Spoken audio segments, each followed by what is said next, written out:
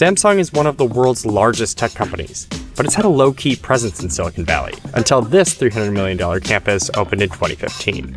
Let's check it out.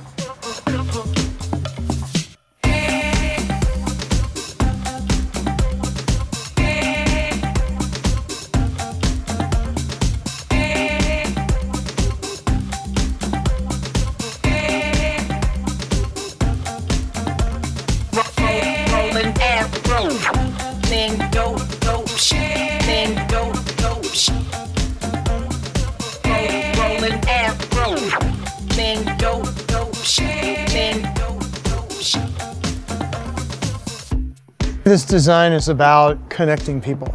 And the design started as really two separate buildings. And then we ultimately landed on this idea of these two-story bars that would connect the building on both sides and really define this courtyard space. Originally, this courtyard in one of our initial designs was actually rectangular. The curves weren't here. It actually came together in sort of hard edges. We actually ran a computational script and looked at what a typical day would look like on an office floor.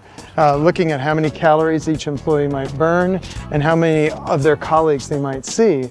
And what we found was that by studying that, if we began to round these corners and actually create two-story spaces behind these curved sections of glass, that improved people's visibility and actually drew them out into those spaces and allowed them a greater opportunity for collaboration. So how many calories would I burn working at Samsung every day?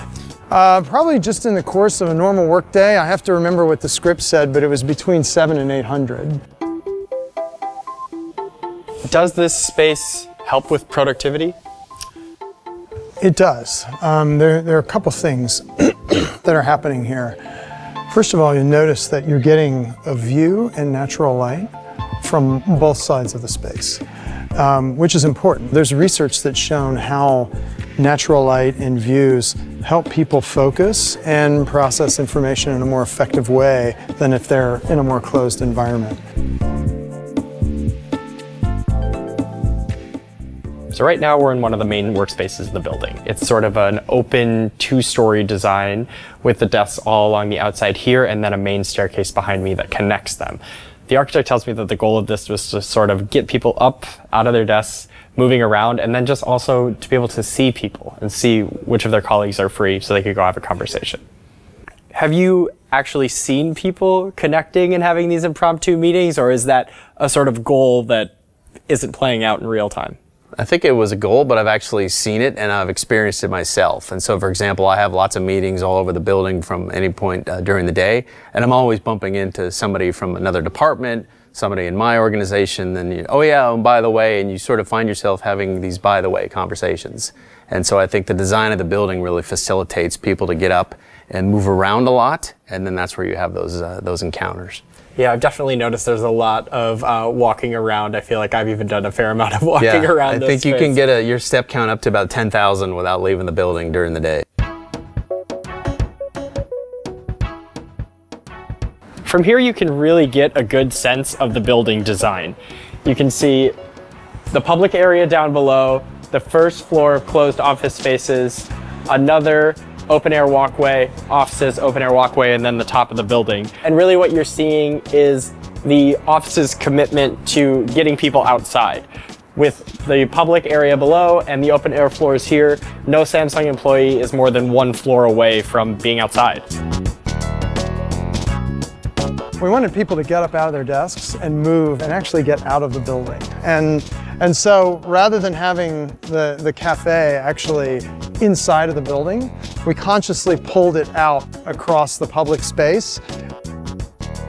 So rather than this being kind of more of a typical cafeteria, we wanted to have it more of a dynamic and lighter feel. And it goes back to that whole idea of encouraging people to come and spend time here and potentially engage other workers that they might not normally see during the course of the workday. Employees can choose from around a dozen types of global cuisine, prepared fresh each day. And then there's the other perks on campus. Tennis courts, full court basketball, a gym, a garden, massage rooms, a coffee shop, and the chill zone. So this is the chill zone. There are foosball tables, ping pong tables, arcade games, sports playing on the wall back there. Basically, there's a lot of not work happening in this room, but it's pretty fun. Having this right here in the heart of Silicon Valley allows us to compete very well in that war for talent. And is it working? Absolutely. I think if you look at some of the Glassdoor scores and other metrics like that, I think we've made some great strides in the last couple of years in terms of having a very open and collaborative environment that we've created here for our employees. Do you think other companies in Silicon Valley, other tech firms, will create spaces that are more like this? I think they're going to have to, because the younger, say, creative talent that these companies are targeting, that they need basically to survive, are expecting spaces like this. I think companies will, if they want to continue to attract that talent and stay ahead of the curve, they're going to need to consider, ideas like this and spaces like this. Oh, and also, there are these things called nap pods. I gotta try one out. I guess I kind of want to go to sleep.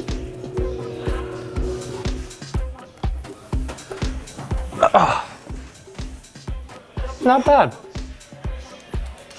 Rolling, name, so